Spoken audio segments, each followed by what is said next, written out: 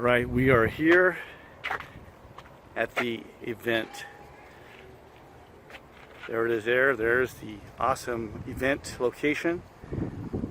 The awesome trainer will be arriving. No, it's not me. So this is going to be an event to remember. Remember, it's at My Buddy's Pizza, the place for big events. Well, what a night this was. The class was great. But I made the mistake of sitting right next to the pizza table, and there was pizza for double the amount of people that were there. And you can't just sit there and look at perfectly good pizza just sitting there and do nothing, right? So I had too much.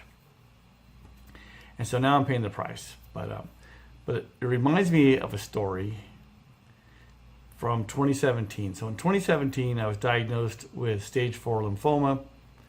It was really bad. And I ended up getting chemo for 6 months.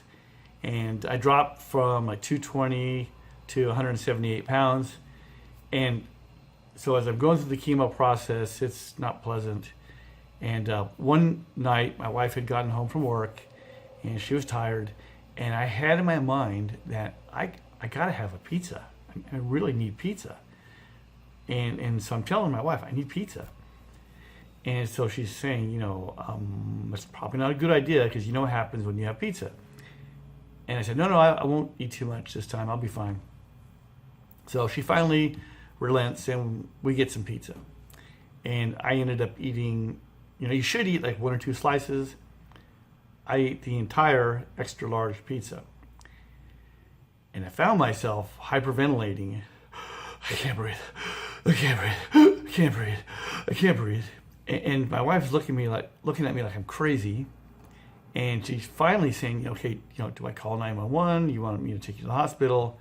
And I'm saying, no, don't do that, because they'll take me to that place, the local hospital, which is a nightmare. That's not where I went to get my cancer taken care of. I went to a real cancer center, which is why I'm alive.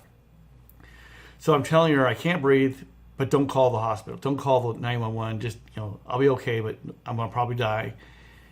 And so it's getting later and later and later. And she finally falls asleep on the couch, so here I am, now I'm freaked out because I'm dying and she's sleeping while I'm dying, thanks a lot. And so I found myself pacing up and down the hallway. I can't breathe. And I'm almost running back and forth across the hallway of the house. And it finally dawns on me, stupid, if you couldn't breathe, you probably couldn't practically run up and down the hallway saying, I can't breathe. So I woke my wife up and I said, you should go to bed and don't try to sleep on the couch. And so she went to bed. And so I finally just consigned myself to, I'm going to die. I can't breathe, even though I can run around the house if I wanted to and say I can't breathe. I can't breathe and I'm going to die. So I kind of reached the point where I just laid down in bed and thought, well, I guess I might just die. Which is kind of funny because, again, I'm thinking I can't breathe, but I could talk all night long if I wanted to. So I finally just went to sleep. And sure enough, next morning, I was fine and I could breathe and everything was great. And I had to apologize to my wife for putting her through a very difficult time, thinking that I was dying again. So I'm not going to tell her about my experience tonight with all the pizza. I'm just going to try next time not to eat so much pizza. Now, I had a lot to say, or I had something to say about training, which is kind of what these video things are for. My thoughts on training. I've been around training for a long time. I've been involved in it for a long time. I've made all the mistakes you can make.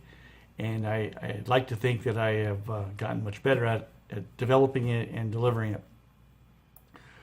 But for tonight, I don't have anything to say because I ate too much pizza. So the moral of the story is, if you know you shouldn't eat a lot of pizza, don't eat a lot of pizza. So I'm going to sleep this off.